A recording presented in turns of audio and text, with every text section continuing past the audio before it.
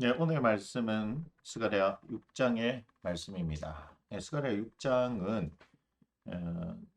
마지막 이제 환상, 여덟 번째 환상과 그다음에 상징적인 행위로 구성이 되어 있습니다. 6장 1절에서 8절이 여덟 번째 환상이죠. 이 환상은 이동하고 있는 하나님의 군대에 대한 이야기입니다. 그다음 6장 9절부터 15절까지는 상징적인 행위인데 여호수아 여기서 여호수아는 대제사장이죠. 그 여호수아에게 관을 씌웁니다. 여호수아에게 관을 씌우는 이 행위는 성전 건축이 성공적이었으면 좋겠다라고 하는 그런 기대감을 이야기한다. 이렇게 생각하면 될 것 같습니다. 자, 6장 1절부터 우리가 8절 여덟 번째 환상을 살펴보면 네 병거 1절에 보니까 네 병거가 나오죠. 그래서 거기에 2절과 3절 보니까 붉은 말, 검은 말, 흰 말, 어리지고 건장한 말 이렇게 이야기하는데 이것은 온 땅을 다스리시는 하나님의 능력이다 이렇게 생각하면 되잖아요. 왜 네 말이겠습니까? 동서남북 전체를 이야기하기 때문이겠죠. 그죠? 그래서 4절에 뭐 이것이 무엇입니까? 하니까 5절에 하늘의 내 바람이다라고 얘기하죠. 하늘의 내 바람, 결국 하나님께서 온 땅을 다스리신다 하는 것을 이야기합니다. 근데 6절을 보니까 어때요? 검은 말은 북쪽으로 가죠. 그 다음에 흰 말은 그 뒤를 따라갔고요. 오름진 말은 남쪽으로 갔습니다. 그러면서 7절에 건장한 말은 나가서 땅에 두루 다닙니다. 그죠? 그래서 땅에 두루 다니라 하면서 또 땅에 두루 다닌다. 결국 온 땅을 다 다스리신다는 말씀이죠. 근데 이제 북쪽으로 간 이유가 뭐냐 했을 때 이것은 이제 이스라엘을 중심으로 해서 볼 때 강대국이 북쪽에 있기 때문이에요. 어디예요? 아수르, 바벨론, 이제 바사 제국을 이야기하는 것이고 남쪽은 이제 애국 땅이기 때문에 그렇습니다. 그래서 이스라엘을 중심으로 해서 그 둘러싸고 있는 강대국. 그래서 동쪽이나 서쪽에는 없습니다. 그래서 온 땅을 두루 다닌다. 그러면서 하나님께서는 특히 이스라엘과 관련된 이 강대국들을 살펴보시는 거죠. 그렇게 하시는 이유가 8절입니다. 그가 내게 외쳐 말해 이르되 북쪽으로 나간 자들이 그런데 여기서는 우리가 북쪽이 아수르, 바벨론, 뭐 바사 이렇게 얘기했지만 시대적 관련성을 가지고 생각해 볼 때 여기서 바벨론이거든요. 그래서 북쪽에서 내영을 쉬게 하였느니라 이 말은 무슨 말이냐면 바벨론에 대한 하나님의 완전한 승리를 말씀하고 계시다. 그러니까 하나님께서 바벨론 포로로 끌려갔던 이들이잖아요. 이들에 대해서 하나님께서 그 바벨론을 향하여서 하나님께서 그들을 위해서 일하시는 것을 보게 되죠.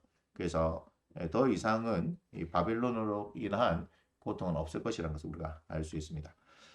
자, 이제 9절부터 볼 때 우리가 이제 앞에서 여호수아가 이제 더러운 옷을 입고 있는 그 가운데서 새 옷을 입은 것 우리가 보셨잖아요. 오늘 여기서 보니까 그늘 관을 쓰게 됩니다. 11절에 은과 금을 받아 면류관을 만들어라 이렇게 얘기하죠.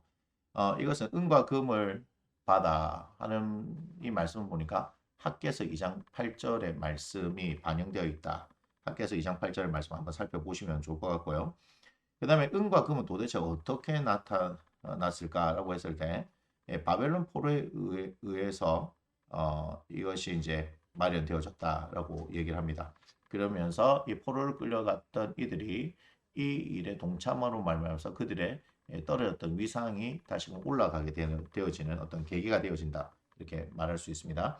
그래서 여호사닥의 아들 대제사장 여호수아의 머리 위에 씌우라 이렇게 얘기하는데 여기서 우리가 12절, 13절과 관련돼서 무엇을 생각해야 되면요. 예레미야 33장을 우리가 잘 보셔야 합니다. 여기서 예레미야 33장을 잘 보셔야 되고요. 특별히 이제 12절에 보라 싹이라 이름하는 사람이 이렇게 나오죠. 그 싹에 대한 것은 예레미야 33장 15절에 나오거든요. 자기 곳에서 돋아서 여호와의 전을 건축하리라. 우리가 스가랴서가 학계와 동시대 인물인 스가랴에 의해서 쓰여졌다라고 말씀을 드렸습니다. 그래서 학계에서 중요한 주제가 뭐였냐면 하나님의 성전을 건축하라 하는 것이었잖아요. 그래서 스가랴도 그 이야기를 한다. 성전 건축과 관련된다라고 했습니다. 그래서 여기도 그 얘기를 하고 있죠. 그 다음에 13절 그가 여호와의 전을 건축하고 영광도 없고 그 자리에 앉아서 다스릴 것이요. 그 다음 뭘 얘기합니까? 또 제사장이 자기 자리에 있으니 이 둘 사이에 평화의 의논이 있으리라 이렇게 얘기하죠. 이것은 예레미야 33장 18절을 반영을 하는데 제가 뭘 말씀드렸습니까? 이 부분을 볼 때 예레미야 33장을 참고하라라고 말씀드렸죠. 무슨 얘기냐면 예레미야 33장에 보면 다윗 왕국과 레위 지파가 이제 계속해서 이어진다 하는 얘기입니다. 그래서 왕이 있지만 이스라엘은 그죠? 왕이 있지만 왕 옆에는 항상 하나님을 섬기는 누가 있어야 되면 이 제사장이 있어야 하는 그런 나라 아니겠습니까? 그렇기 때문에 이들이 계속해서 이어진다는 것은 뭘 얘기할까요? 우리가 바빌론에 의해서 완전히 망해버린 것 같다라고 생각되어지는 그 이스라엘을 하나님께서 계속해서 이어가신다라고 하는 말씀을 우리가 기억할 수 있지 않겠습니까? 자, 그 다음에 이제 우리가 15절을 가만히 볼 때, 자, 마지막 15절 하반절입니다. 만일 너희의 하나님 여호와의 말씀을 들을진대 이같이 되리라 이렇게 얘기하죠. 하나님의 말씀을 들으면 이런 일이 일어난다라고 하는데 이것은 학개서 1장 12절의 말씀을 우리가 참고로 하면 좋을 것 같습니다. 그래서 하나님의 말씀을 들어야 된다. 그리고 그들이 결국 학개를 통해서 학개 선지자를 통해서 주시는 말씀에 듣고 순종하고 경외함으로 다시금 성전 건축을 시작했잖아요. 그런 것들을 반영을 하고 있다. 이렇게 생각을 하면 될 것 같습니다. 자, 스가랴서 6장의 말씀은 여기에서 마치도록 하겠습니다.